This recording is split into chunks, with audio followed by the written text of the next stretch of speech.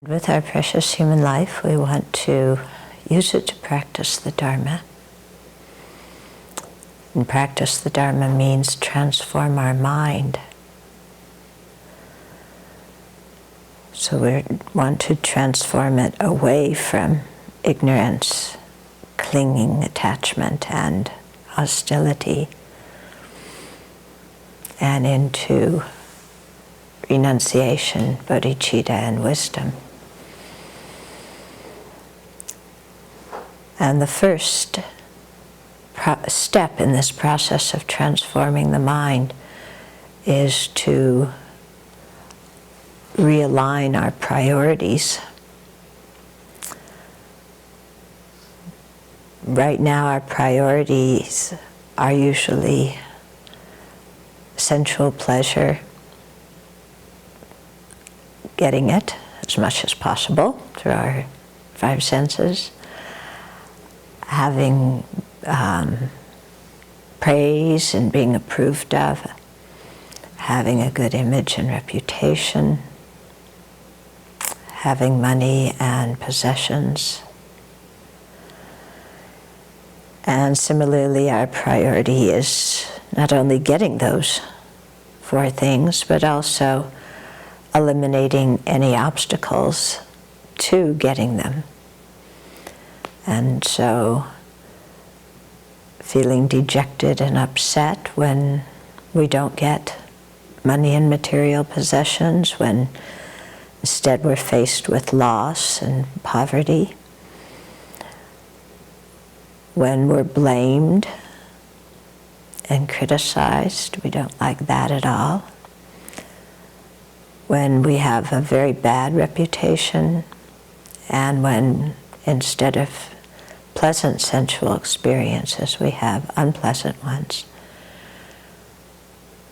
So most of our life is involved in getting the things we like and fending off the ones we don't like. So doing something with that very ingrained habit is the first step in transforming our mind, so that our spiritual practice, so that our spiritual aims and working towards them, creating the causes for them, becomes more important than the happiness of only this present life for ourselves.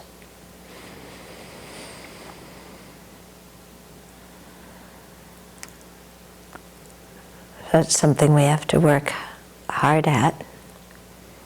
And upon that basis, then we can generate bodhicitta, wisdom, and be able to actualize our highest aim for full enlightenment, for the benefit of all beings.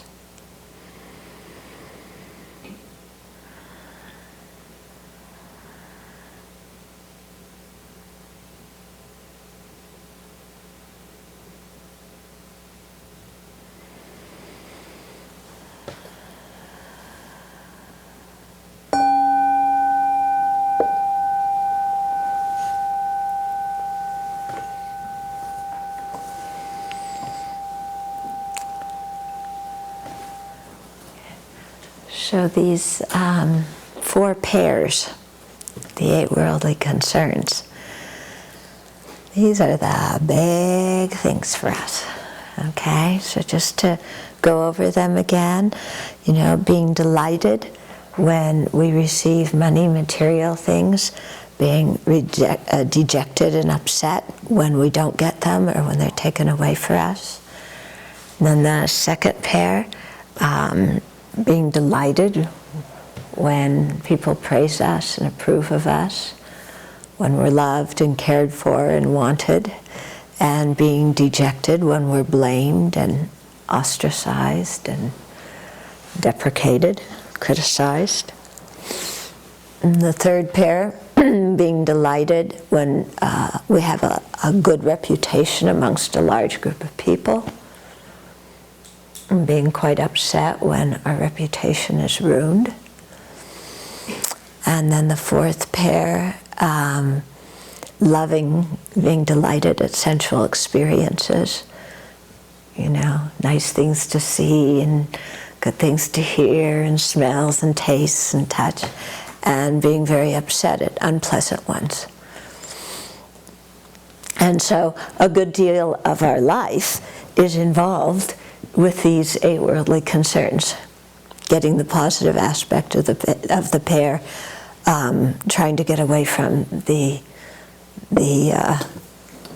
unpleasant aspect of it. And so if we look every day, this is mostly what we do, isn't it? Do you agree?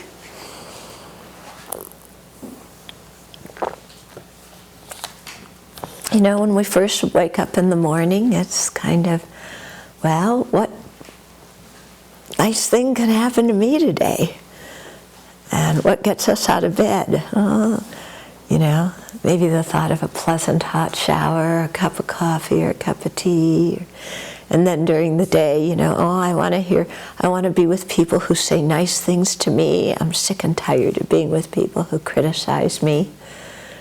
You know, and I want everybody at my school or my workplace to think well of me, and I don't want people to think poorly of me.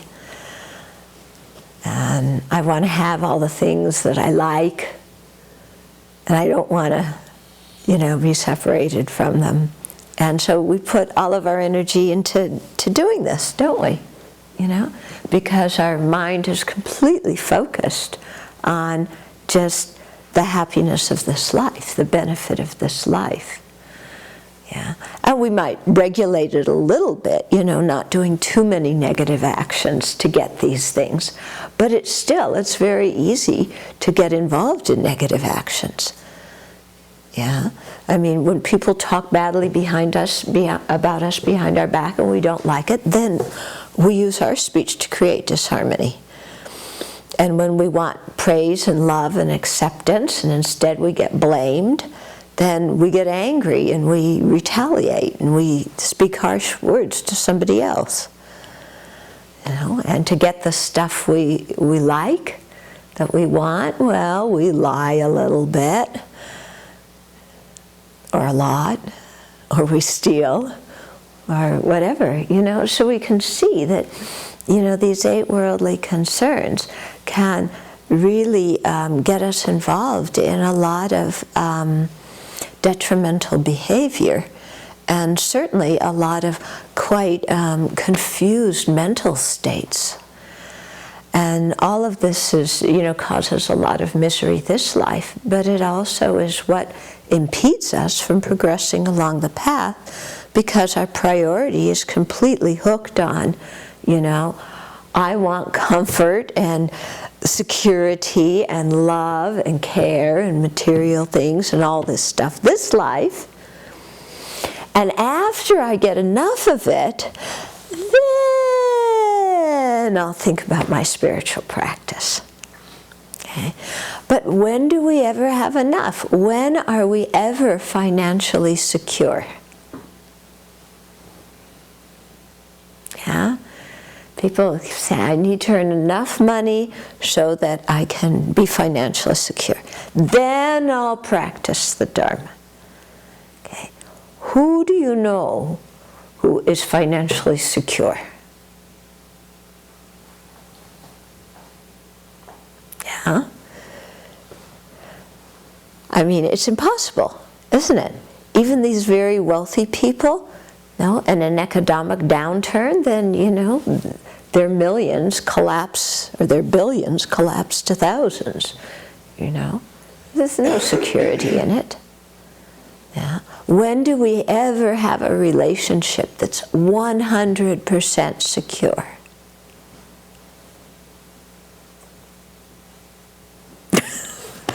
That's not going to happen either.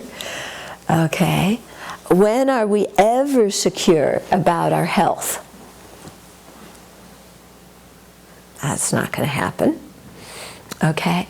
So this mind that is always looking to get everything in this life pinned down, nailed down, so it's completely predictable and secure. And then after after that will practice the Dharma, that mind becomes a big impediment because it keeps us all just twirling around these concerns that are only for this life. And meanwhile, day by day we're getting older, day by day we're getting closer to death. Geshe Nawadarge used to look at us and say, you people are, I don't understand why you celebrate your birthdays. You're just celebrating being 1 year closer to death. He didn't get it. And when you think about it, he's completely right. So meanwhile, our life is going by, but our mind is trying to nail down everything so that we're completely happy in this life. And yet, do you know anybody who's completely happy in this life with everything they have? Just think about it. Think of all the people you're jealous of, that you say, oh, if I were only like them, and got the attention they got, had the body they did, were popular like they were, had the talents like they were. Look at the lives of those people that you're jealous of. Are they completely happy? Are their lives completely secure? No. Their lives are full of misery and unpredictability. And they're also on the path to aging, sickness, and death. And they're spinning around, the more stuff they have, actually the more fear you have. Yeah. I remember when I was growing up, the family was just kind of, regular. And, people were concerned with thieves, but it wasn't a big thing, Then later on, the family did better, and then they had to have a burglar alarm. Yeah. Guess who set it off in the morning? Accidentally, because I'm not used to living in houses with burglar alarms. Yeah. So, as soon as you have more stuff, then you have more fear of thieves. No? When you don't have much, you're not so afraid of people ripping it off. And the same goes like when you're at the top of something, when you're, the best this or the best that, you win some award or some other award or get the highest grade or whatever it is. You think, oh, then I'm going to be happy. But then actually, often after that, there's a lot of fear, because how are you ever going to get the top place again? Everybody looks at Michael Phelps and, oh, this Olympic winner who got 8 gold medals. He's going to be so stressed out next Olympics, because how is he ever going to do that again? Yeah? And so everything, we look at, as soon as we get some, big stamp of our validity as a human being by meeting society's, something or others, then there's so much fear that we're going to crash afterwards. You're a big athlete, and you do something wonderful, but it's so difficult to duplicate it. Same for the movie stars. Now, how are you ever going to be as famous for your next movie as you were for this one? Okay? So if we look, this mind that is always occupied with this life, it just keeps us very confused. Okay?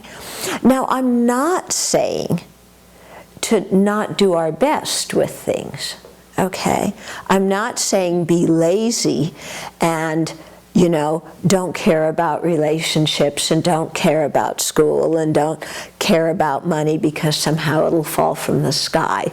I'm not saying have a lackadaisical, reckless attitude towards these things. But what I'm saying is that being so mentally consumed with them that our time and energy goes into them, prevents us from having the time to practice. And then it also gets us very familiar with ignorance, anger, and attachment again and again and again and again. Okay? And just because we enter a monastery, it doesn't mean our ignorance, anger, and attachment go away, and that we have no attachment to the happiness of this life. It just shifts. Okay? And so, oh, that color maroon is so nice. I really like the fabric of your robes. Where did you get that? What kind of jola do you have? What kind of shoes do you have? You see sometimes in the Tibetan community, shoes or your backpack. It's real status symbols, Yeah. Or we get attached to other things. Oh, this is my blanket that I've had in the family for years, This precious blanket, this precious rug, this precious vase, this precious, like our little mandala, instead of the, the precious this and the precious, we have our 8 own precious things. This precious toothbrush that was passed down in the family. We get all attached to these kinds of things. We accumulate so much junk. Yeah. So, then we have, not just a couple of sweaters for cold, but our whole wardrobe of beautiful maroon sweaters. Okay? And, so the attachment just keeps on going, and our little places in the meditation hall, our own little empires.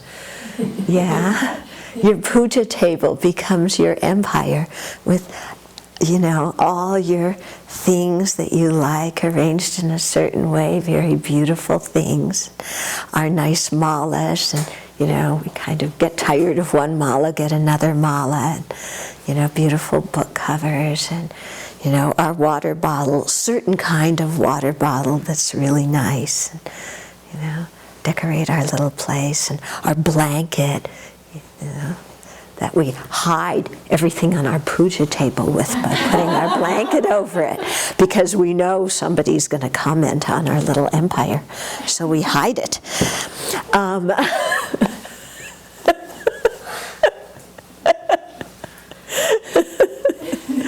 Oh, some people are laughing.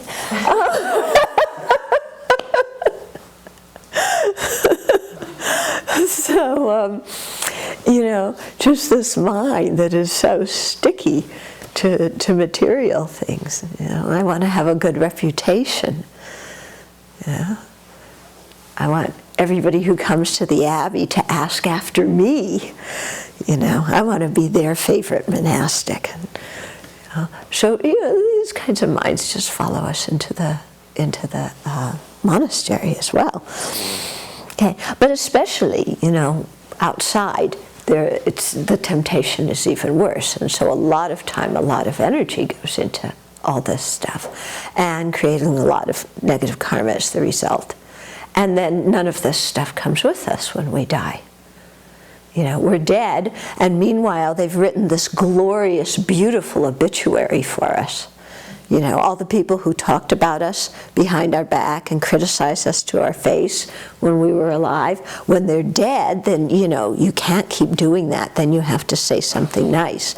So then, they write this glorious obituary about how wonderful we are. And we aren't even around to, have it, to enjoy it.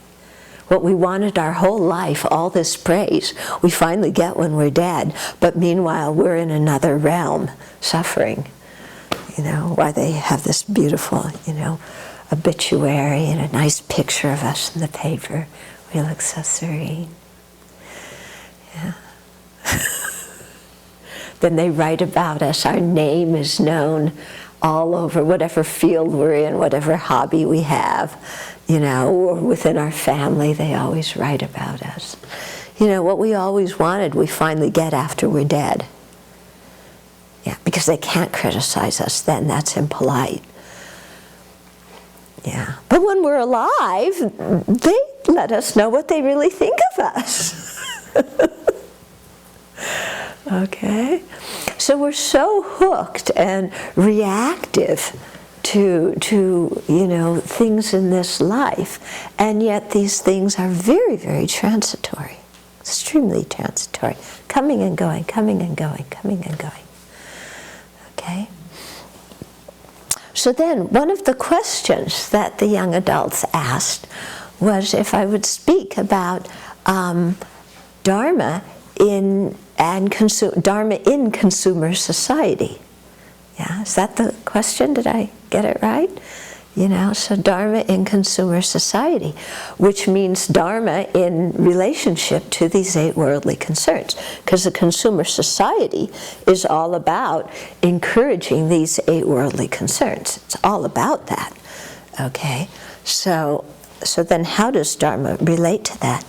And I was thinking, at the time of the Buddha, how did people hear about Dharma events? Well, if we read in the scriptures, somebody had gone to hear a teaching from the Buddha, was very impressed, and then they told their family members and other people, and then a small group of people would go out and talk to the Buddha, and he would, give a teaching. And then, those people would tell different family members or whatever, and then slowly more people started to come, But they didn't have printing presses at that time, and they didn't have the internet, and they didn't have advertising agencies, and they didn't have designers. So you didn't have somebody making a logo for the Buddha, that was at the top of all the ads, come and see the glorious enlightened one who appears on this planet only once every so many billion incalculable eons, for your benefit, and he has all these powers, and lists them, and this and that and the other thing.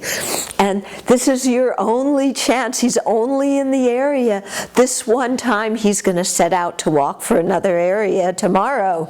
So come and get your chance to sit in this great audience and get, knocked on the head by something, You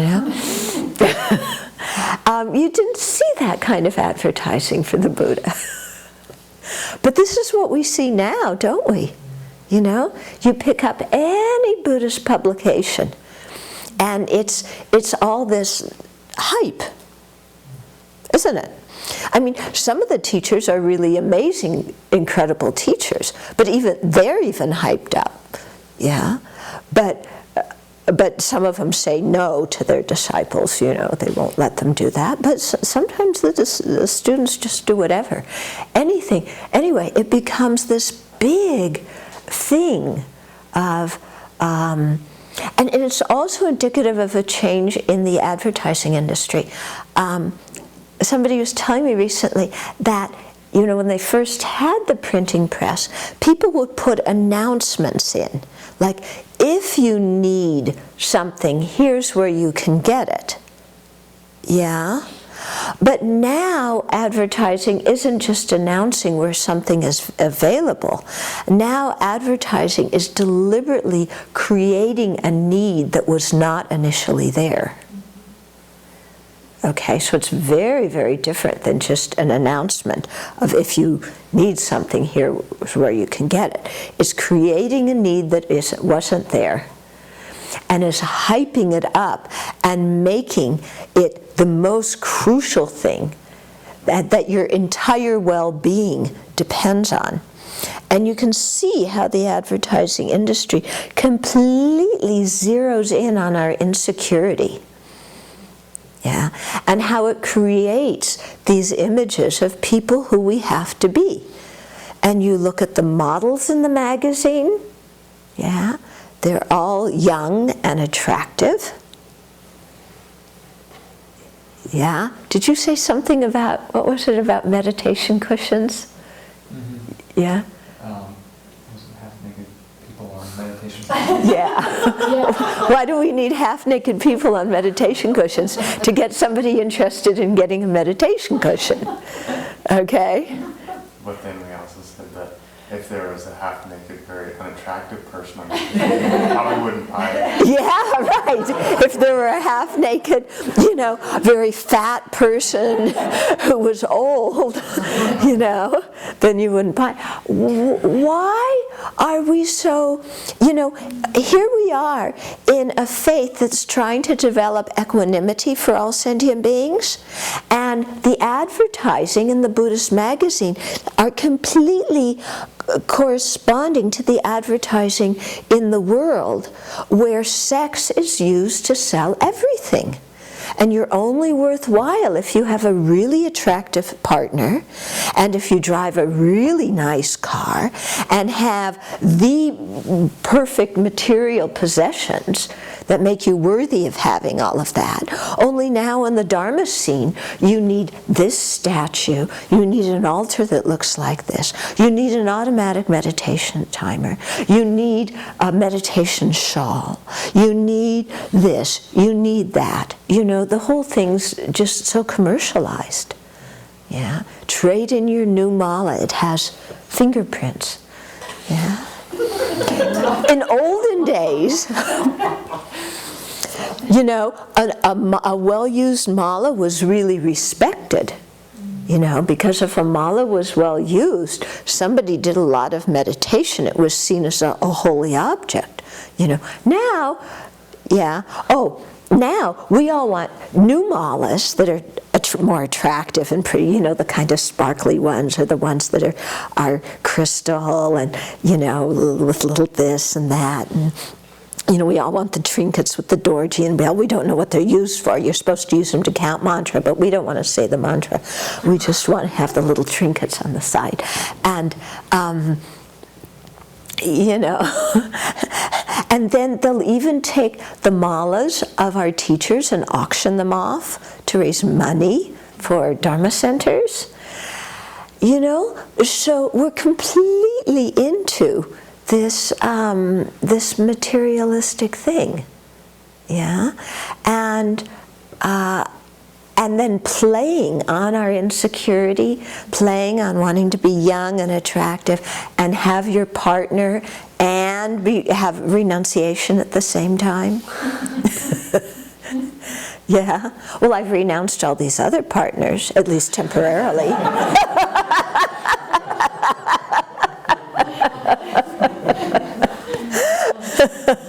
Yeah. But, so it's, and I even saw one, I was really not happy about this, one CD where they had inputted a lot of Buddhist scriptures, on the CD, which is incredible work and very wonderful thing to have a CD where you can reference things and look things up, by having it all inputted. But what did they put on the cover of it? A young, pretty, thin woman on a meditation cushion with her hand on a scripture. And it was like, you mean the Buddha, putting the face of the Buddha on his scriptures isn't enough to attract people? Why do you need to use our bodies to do that? I didn't feel it was sensitive at all. But you see, this is what, we have modern consumer culture, which is, completely hooked into the 8 worldly concerns. And then you have Dharma, which is saying the 8 worldly concerns are the first hindrance you have to get over in order to have a real practice. Because what's the demarcation line between Dharma and non-Dharma? It's what your motivation is. And if your motivation is for only the happiness of this life. So this doesn't mean that you ignore the happiness of this life, okay? You have to take care of this life. But if the motivation is only for this life, that's where we get really stuck, because there's no higher motivation, Okay, so we need food, we need medicine, we need shelter, we need those certain kinds of things. You need to do things to get them. But when the mind is only concerned with that and not with having good ethical conduct in the way we procure those things, you know, if we're stingy and we don't share them, if we use those things as a basis for reputation, you know, and wanting to get praise and acknowledgement from them, then that's where we've really crossed over the line into non-dharma activity. Yeah? So we need the things to keep the body alive so that we can practice the Dharma. Okay? And so we see the same thing with Buddhist centers. Yeah, and how, you know, not only teachers are advertised, but centers are advertised, and success is gauged on how many people come, you know, and how much money you make. And so you see, you know, various Dharma centers and the prices they charge for people to come and do, you know, attend courses there or do retreats there. And so it's so hooked in to commercialism, and it really raises a lot of questions. I did a paper some years ago about Buddhism and consumerism about this, and specifically, you know, I brought up the point about dana and about, you know, what happens, you know, how Dharma centers and Dharma teachers quote, quote, earn their living or gain their sustenance. You know, because at the time of the Buddha, you know, there was the Buddha, there was the Sangha, okay? You went in for your meal and people gave you food. Yeah, if you were ill, they gave you medicine. You didn't have the screwy American healthcare system that costs thousands of dollars, you know. You didn't need to worry about life insurance or health insurance. Okay. You didn't have a lot of possessions.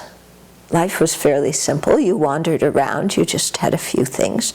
You know, the Sangha began to have viharas even at the time of the Buddha, so it wasn't always an itinerant community. Very soon it started to be cenobite and, you know, a settled community, in which case then you need to take care of your huts and so on and so forth. But if you look, a lot of our precepts are regulating how we live and not to have too much. You know, if you build a hut, you can only use 3 layers of grass as your roof.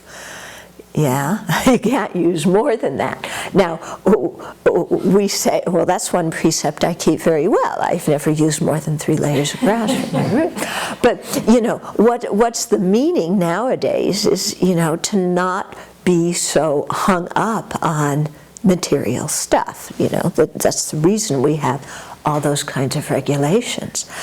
But what you see now is, you know, people wanting to have bigger and beautiful, you know, temples and have more people come and be more famous in the Dharma scene.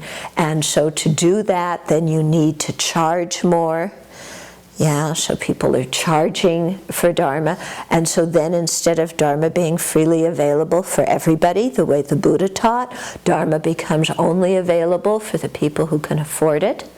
And then some centers offer scholarships, but then there's some people who don't like to ask for scholarships, or don't read the fine print that even says you can ask for one, or sometimes there's only one scholarship and a lot of people. Okay?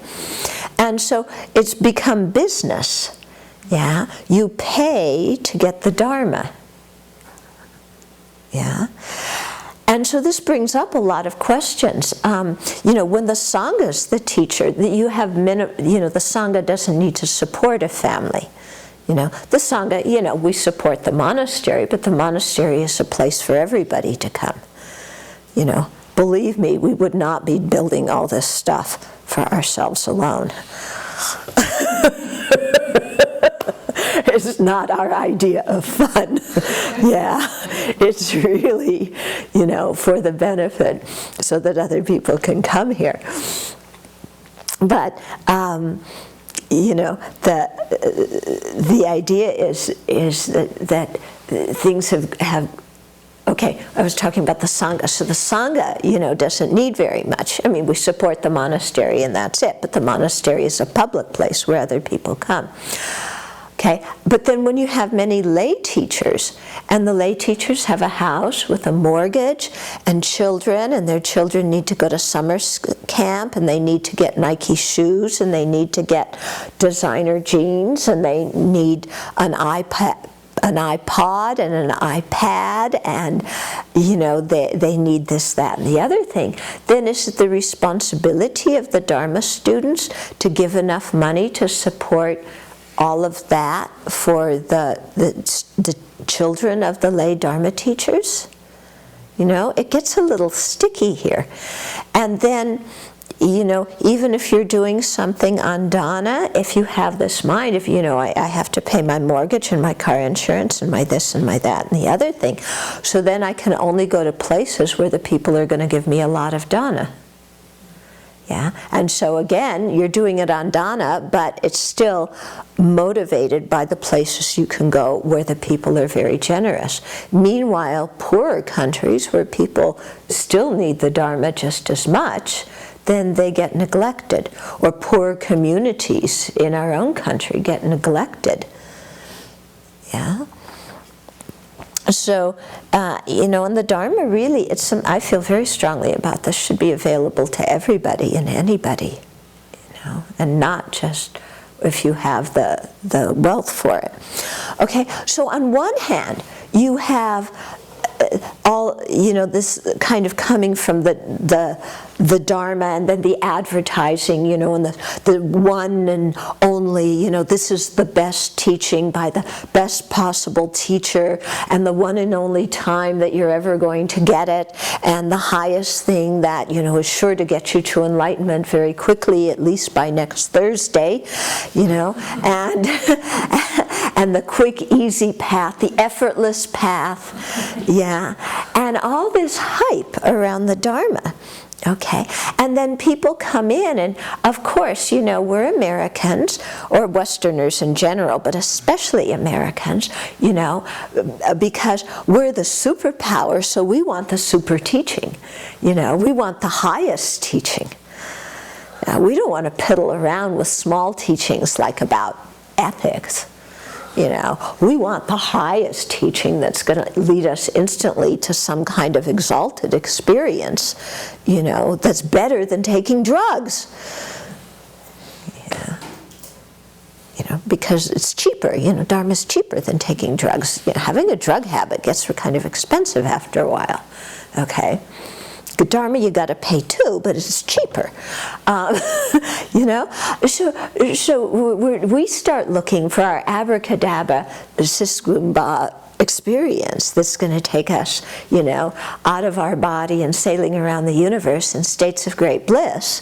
But when a Dharma teacher comes and says, stop drinking and stop lying and don't abuse prescription drugs and, kind of sit on a daily basis, what are they talking to me about this stuff about? I'm a high practitioner where it's all empty.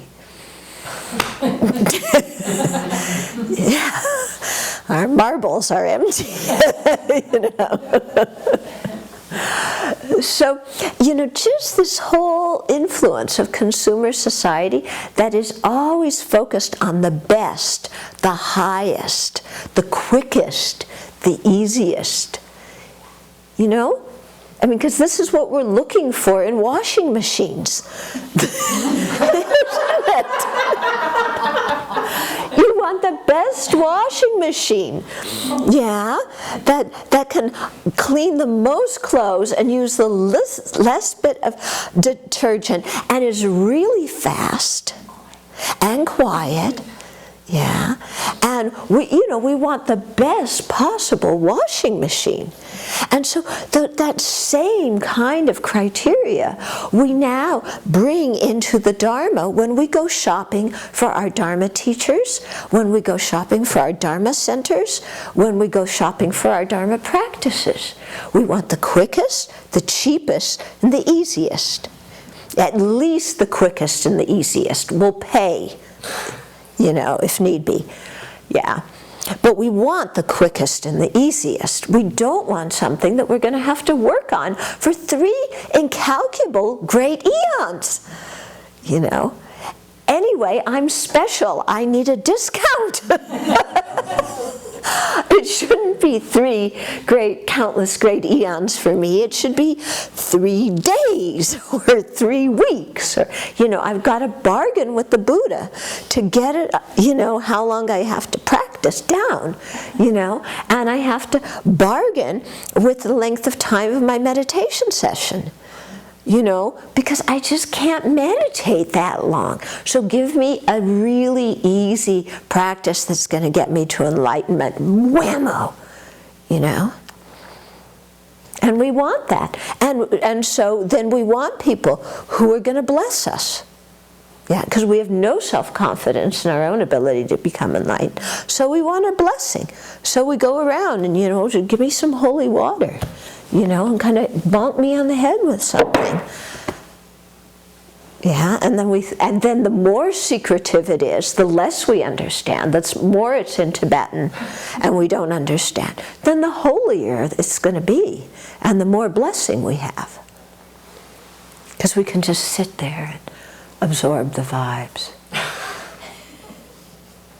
And then go tell our friends what an incredible, marvelous experience we've had. But we don't want to do the work of dealing with our mind, of looking at our attachment, at seeing how awfully self-centered we are. We don't want to look at that. To see how self-centered we are, to see how all the time we're just thinking about me, I, my, and mine, to deconstruct this solid notion of a self that we at every turn are increasing. We don't want to do that. So that's why, in the 37 practice it says, you may look like a Dharma practitioner but not act like one. This is what he's talking about. So we have all the Dharma paraphernalia. Yeah, we look really good, but we don't really act like one, unless we have to put on a show for the benefactors. Then we look really good. But when we go back to our room, all hell breaks out. Yeah. So, this is not the way it should be. Yeah, clearly, this is not what the Buddha's intention was. So we have everybody in this whole dynamic affected by consumer mentality. And the Dharma students too, it's like, well, I'm coming and, now that I have to pay for my Dharma teachings, then I can demand the best because I'm a consumer, I'm paying. Isn't it? If I consume and I pay, I have the right to demand that you give me the kind of teachings that I want. Yeah. And then what does the teacher do? Well, if they need a lot of students to come so that they can, have a good lifestyle, then you start omitting the teachings that the students don't like to hear. Yeah? So some people don't like to hear about rebirth. Well, you just reinterpret it. The Buddha didn't really mean that. And the teachings about the lower realms, well, we just forget about them. The teachings about samsaric suffering, what the meaning of dukkha. Who wants to hear about dukkha? Yeah? So you want to hear about light and love and bliss. Okay? Or you want to psychologize on your meditation cushion. Yeah? We don't want to meditate and do the Lam Rim teachings, and really look at our mind. What we want to do is look at our story. Yeah? And analyze our story, because our story is about me. Yeah? So we get really stuck in our story. Yeah. And then, of course, we psychoanalyze everybody else when we're on the meditation cushion. Okay, so all of this is just, you know, how we come to the Dharma influenced by consumer society. Influence, and because it's, you know, this whole emphasis on me. You know, me, I, my, and mine. That's what society is focused on now. There's a magazine called Self. Yeah, it's like I'm trying to get away from self-absorption, you know, thank you very much. Okay, but then, you know, then we come to the Dharma, you know, wanting something. We want ego gratification. Yeah, we want to be close to the high teacher. We want to, you know, here's me with, you know, a very special teacher, you know, and it's not only a signed thing, you know, because the signature is photocopied, but it's with my name on it. So here's me and the high teacher together. I must be really important. Yeah, so all of this comes in the Dharma. And of course, it's nothing new. Yeah, this has been going on since the time of the Buddha. I mean, the verse I quoted about looking like a Dharma practitioner but not acting like one, you know, Togme Zangmo, when did he live? I think 12th, 13th centuries, you know, some while ago. So this is nothing new, but it's, you know, because of our samsaric mind. It's our samsaric mind is always going like this into the attachment of the happiness of this life, but, or only of this life. But it's like now we have more distractions and more encouragement to do it. Okay, and so it becomes very difficult to have your meditation practice because your email is waiting for you. And somebody might have texted you on your phone. And my goodness, you know, you have to text them right back. They're expecting a reply immediately because you should always be available, even though they're just telling you what they had for lunch. You should be able to apply immediately, otherwise they won't like you. So how can you meditate? Because you have to have your cell phone on and check for your text messages or take your messages. Yeah? And turn your cell phone off during a Dharma teaching? No, better to put it on buzzing mode so it vibrates and then you pick it up and you go out. You don't want to miss a phone call. Okay? So we just have so many more distractions now. And we need to check our Facebook page. Yeah, and we need to Twitter. I was telling you, one of my friends in His Holiness's recent teachings in New York, she was sitting up in the balcony, and she had this bird's eye view. She was telling me that the people in the front row, you know, who were most likely, I mean, the kind people who were the sponsors, you know, but when His Holiness would go on for a long time in Tibetan, they would be on their phones texting in the middle of His Holiness's teachings. I was like shocked. Yeah, but you know, so we have so many distractions now, and we really need much more self-discipline, much more self-discipline. Yeah, but the thing is that, you know, just like they say that keeping your vows one day in this degenerate age is of the same merit as keeping your vows for your whole lifetime at the time of the Buddha, because it was so much easier to practice then, and our age now is degenerate. So you accumulate more merit by keeping the vows, keeping the precepts. So in the same way, you know, and when we live in a society with so much distraction, you know, it's a greater temptation, you know. But on the other hand, it's really a challenge, and the more we can really learn to pull our energy in and redirect our energy to where it needs to go, then the stronger it's going to make us in terms of our practice, and the more merit we're going to create, and the deeper the renunciation. Yeah, because we're going to know very clearly what we're renouncing. and we're consciously choosing it. So it's more difficult, yeah, but if we're able to do it, it's very, very valuable and, you know, strong impact on our mind.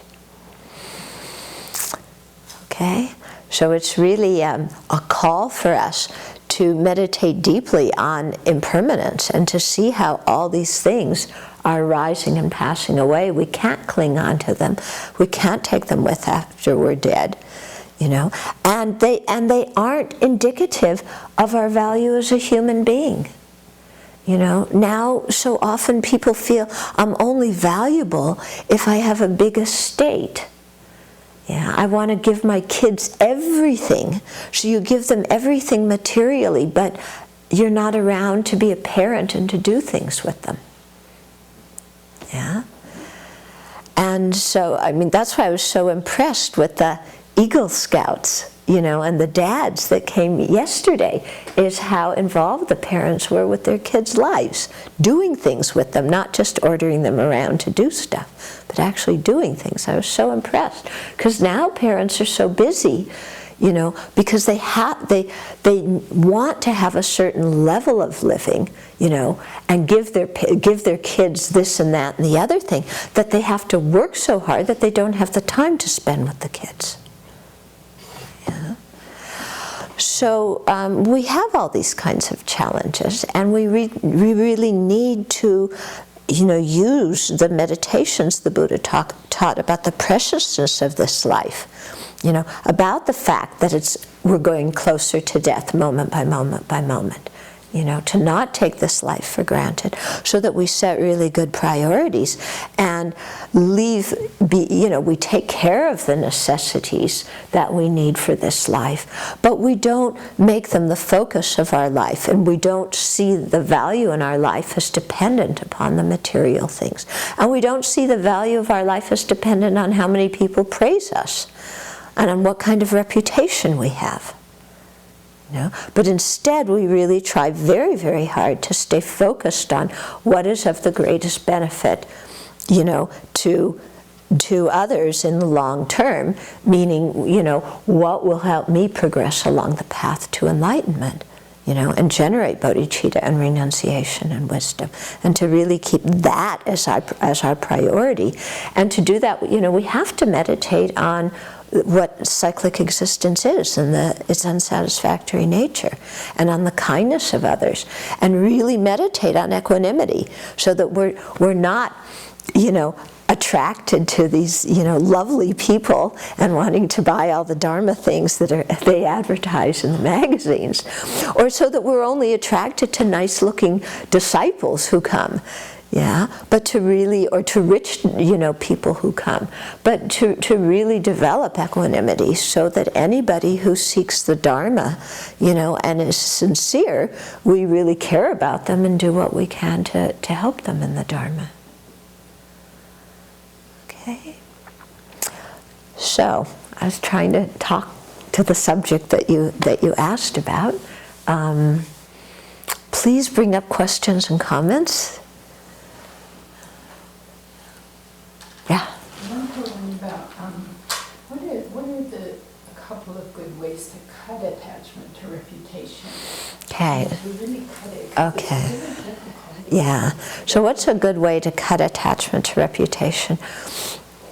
One thing that I think about is I'll sit there and I'll meditate and imagine there's everybody extolling my virtues, and I imagine having this wonderful meditation. You know, they write about me in the magazines, and everybody just thinks I'm just really wonderful, and this and that, and this. I imagine having this great reputation. You know, just do the whole scene, and then I say, "Now, am I happy? What has this reputation done for me? What has this reputation given me?" Yeah. Because our needy mind thinks, well, if I have a good reputation, then I must be a good person. But when you imagine having a good reputation, does that solve the mind of insecurity inside of our heart? No, it doesn't, does it? That mind of the antidote to the mind of insecurity is not a good reputation. That doesn't solve it, you know. It could shift any minute. The reputation can shift. The reputation can shift any minute. And the problem is my feeling of insecurity, my lack of self-confidence, is because I don't believe in myself. That's why all the reputation doesn't fill up the hole. Yeah, the reputation does not fill up the hole because the hole is my own lack of self-confidence, my own lack of clarity. And nobody else can solve that by praising me. The only way that I can deal with that is through my meditation, you know, and through accepting myself the way I am, through having the confidence in my Buddha nature, through stopping my own mind that wants to compete with others, by stopping my mind that compares myself to others and wants to come out better. Okay? So that the real problem I'm trying to solve, my own lack of self-confidence, the method to solve that is not a reputation. It's my own meditation practice. Okay? Then another technique I use is I look and I say, okay, my mind is sitting there saying, I want a good reputation, I want a good reputation, I want a good reputation. What is a good reputation? It's very interesting to think, to meditate on.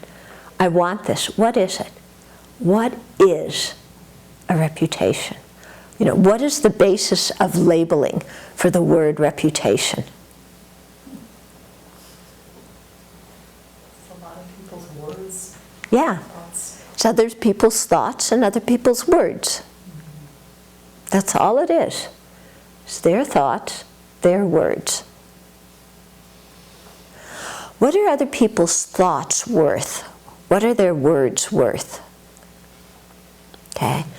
Well, if their thoughts are anything like mine, they're changing like this. If their thoughts are anything like mine, they're going up and down and they're very fickle. So why am I looking at other people's thoughts to make me feel good? It's just somebody else's fickle thoughts. And besides, it's not like everybody spends all day considering what they think about me. Yeah. So what am I, you know, and they're nice words. What are nice words? It's just words, you know, figures on ink and paper. What is it? You know, it's nothing. It's nothing. You can't hold on to it. So why should I be so eager to have a good reputation? Yeah. So I find that you know, those two kinds of things very good antidotes for letting go of that attachment. And then also seeing that, you know, when I depend on reputation to feel good about myself, then I completely lose myself. Yeah? I lose my integrity because I'm going to do whatever I think I need to do so that they'll say nice things about me and I'll have a good reputation. So I lose my own integrity. I lose my own priorities. I use my own sense of clarity about what I want to do in life.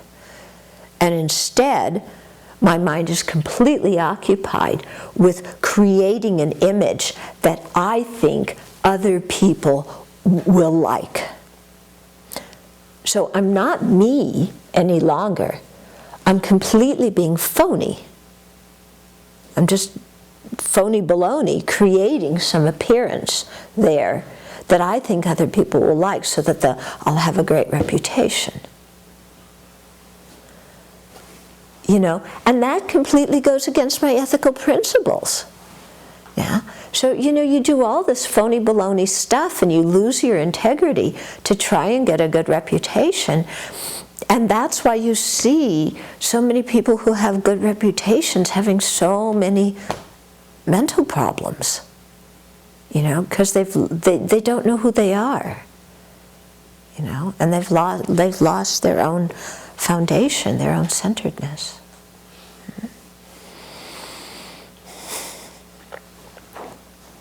Yeah, so you can think of the disadvantages of seeking a good reputation too. That's another antidote.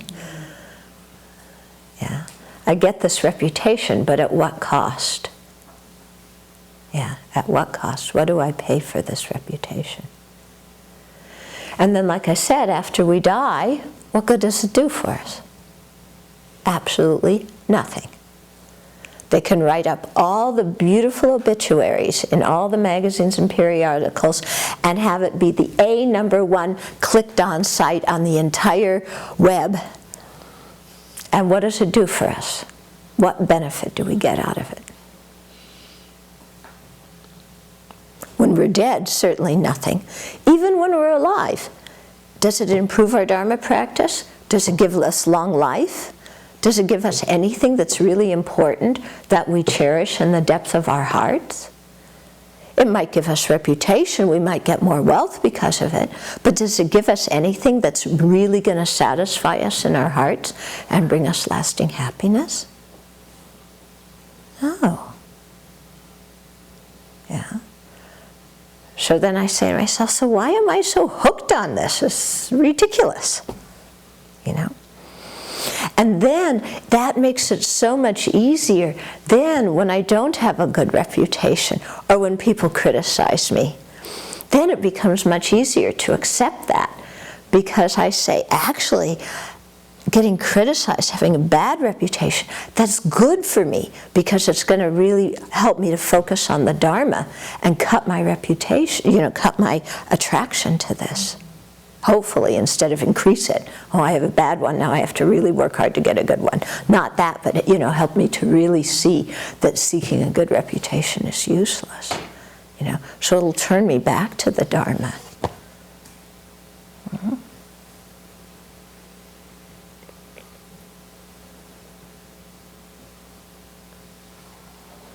Okay. So it's this whole thing of really looking at the 8 worldly concerns and seeing the fault of following them and the benefit of the Dharma. And, really being very clear in our priorities as we make decisions, what is important and what's not.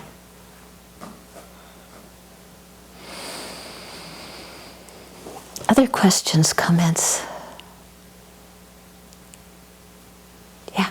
I would just say that before I moved here, practicing out in the city, the really effort to stay in the Dharma and stay in a practice was so much more difficult. It's like at every turn there's another thing pulling me. Mm-hmm. And it just really wore me out, kind of. And it felt kind of, well, it felt like I can't keep pushing up against all of the distractions. It's like there isn't a place. I mean, in my own home, but once you step out the door, Mm-hmm. it's so hard. Yeah. Yeah, so holding together a practice when you're surrounded by sense objects and the consumer mentality is very, very difficult. Yeah.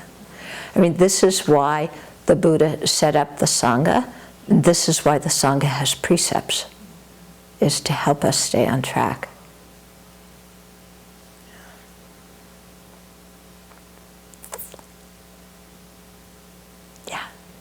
When you see the different advertisements and things, and how do you work with your like I personally have a strong reaction to it. Mm-hmm. And so how do you work with that without just becoming angry at the people who are doing that and, Mm-hmm. you know, sort of becoming bitter against that sort of Okay. practice?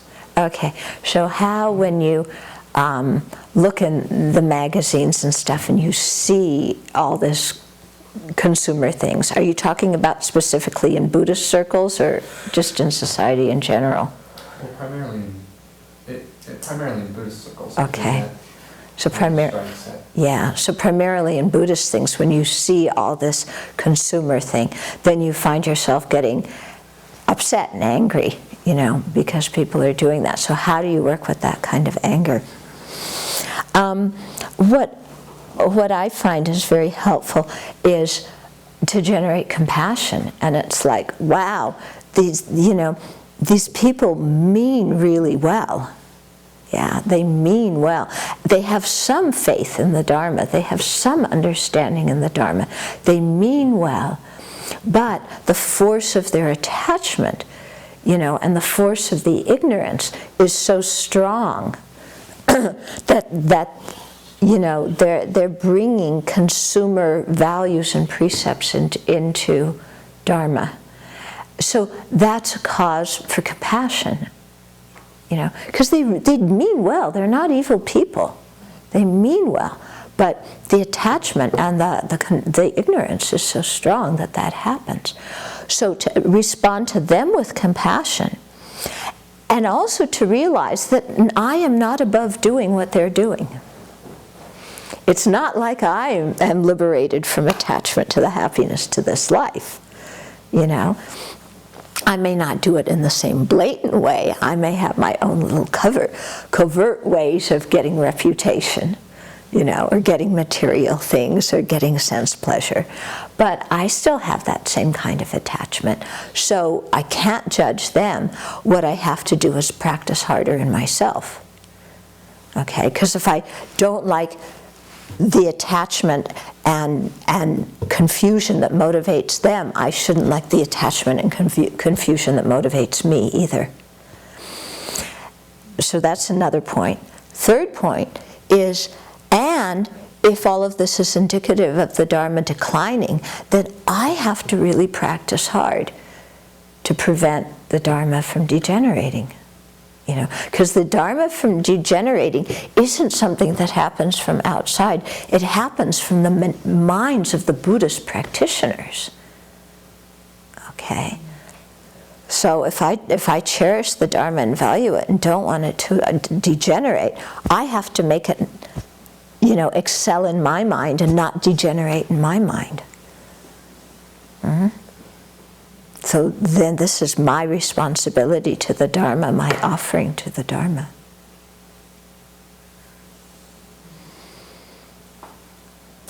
Okay.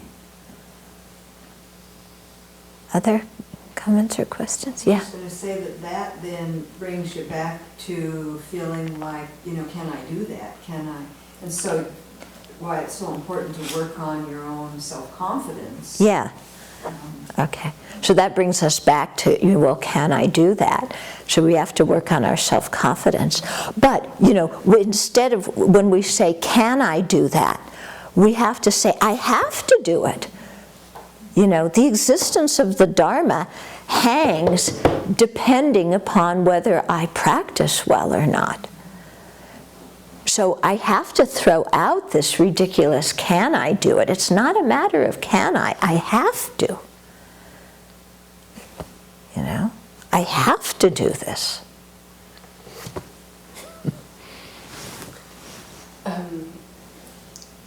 To come back at the Hermitage, it's also by donation. Very good. In the same way. But I went into fear, a fear of lack. How, you know, people come, anyway, for me it's fear of not receiving. Okay. And then you turn that around, it's me, it's my own fear of not being generous. Yeah. Okay, so you're saying that when you do the Dharma on the basis of Dana, then fear comes up of, well, people won't make donations, and then how am I going to get food, or what's going to happen to this place? Will I have a place to stay? So there's a lot of anxiety that comes up about our own living situation. Yeah. So. I had that one too, especially starting the Abbey. When we had a mortgage, it was like, how are we ever going to do this? But I remember when I first ordained, Geshe Nawandargi used to tell us this, even before I ordained, that if you practice purely, you're not going to starve. You know, that the Buddha promised that if his disciples practiced well, they wouldn't starve. So I just decided I'm going to believe that. Yeah? And so you just jump and you trust the world. And you trust, and haven't starved yet. I don't practice purely, but I still haven't starved. But the thing is, especially like if you have a hermitage or a center or monastery and you have expenses associated with it, then the mind goes into this thing of, well, how are we going to, keep the buildings up and be able to continue to live here. And what I just decided when that kind of fear and anxiety came up for me, I just decided that we only do what we're able to do. That's all we can do. And if we just get enough money to pay for the electricity and to maintain what we have, and for a few people to stay here, that's good enough. That's fine. We don't have to make this place grow and be exorbitant and measure our own value by how big it gets. We do according to the donations that we receive, and if we don't have enough donations to do a project, we don't do the project. That's all. Because in my mind, it's better to be free of anxiety and free of debt than to have debt and anxiety and then a building or something. I've just always chosen keep it simple. Can you again repeat how to practice generosity? Okay, so how to practice generosity? Well, especially as monastics, the basic generosity we try to give is the generosity of the Dharma.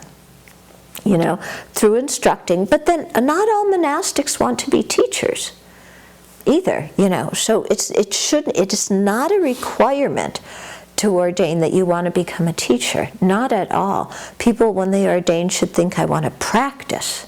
That's why I'm doing this, I want to practice. But there's many ways of sharing the Dharma. I mean, when you work in a Dharma situation, even you're cleaning or cooking or working in the woods or doing other things, doing video, keeping in touch with people, working in the office, all these other things that keep us going, that's all service to the Dharma, because the purpose of this place is the Dharma. So you just say, I serve the Dharma in whatever way I can, and that's the basic way I'm generous. Okay? I mean, as monastics, we may have certain material things, and we share and we give and stuff like that, And then especially, so this, we do what we can for the generosity of material. The generosity of love, we try and do that as much as we can. The generosity of protecting, protecting others, people who are in danger, people, either physical danger, mental danger, however we can practice generosity in protecting them. Even bugs who are, in danger, we help them. Generosity of the Dharma. So we practice, any of these kinds of generosity as much as we can. Really thinking that, generosity is about giving and reminding ourselves of how good we feel when we give and how lousy we feel when we're miserly. Yeah.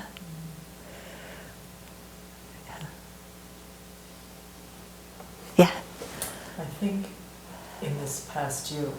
things that's been helping me with my practice is because the consumer mind, the sense of entitlement, the laziness that arises in my mind, because I've always been one of the people who's wanted when she wants it, is that as we as a community start to grow and deepen our practice and work on our own minds, it's like because we're swimming upstream and trying to offer something that isn't the status quo, to see the hunger in people's minds and hearts on wanting to actually have the happiness that doesn't end, and to have the peace and the skillful means to deal with the challenges in their life. It's like we're trying to offer to the world something that all suffering beings want more than anything, but we've all been confused about how to get it. So I've noticed in the past year that the people who are coming here, their hunger for another way is surfacing through the confusion. And realizing that this community is trying to build its own capacity by working on ourselves to be able to be available to people, to say, I know what it's like, I'm working through it, I have some insights and some wisdom because I've been through it. There's something about, in this past year, I've seen an urgency, I've seen a need in us, certainly, and how we're working with ourselves and each other. But the people who are coming here, the fluff is cracking. The distractions aren't working. They're physically, they're emotionally, they're financially exhausted. And they're coming here and saying, I need something else that isn't working anymore. And so from our side, I feel the responsibility to practice as best as we can and to hold the Dharma as purely as we can is becoming for me a greater sense of urgency, a greater sense of personal responsibility, I feel. And certainly getting the full ordination has manifested that in my mind in a very different way. Yeah. And I've taken that on in whatever way I can grow into that, but I feel it very strong. Okay.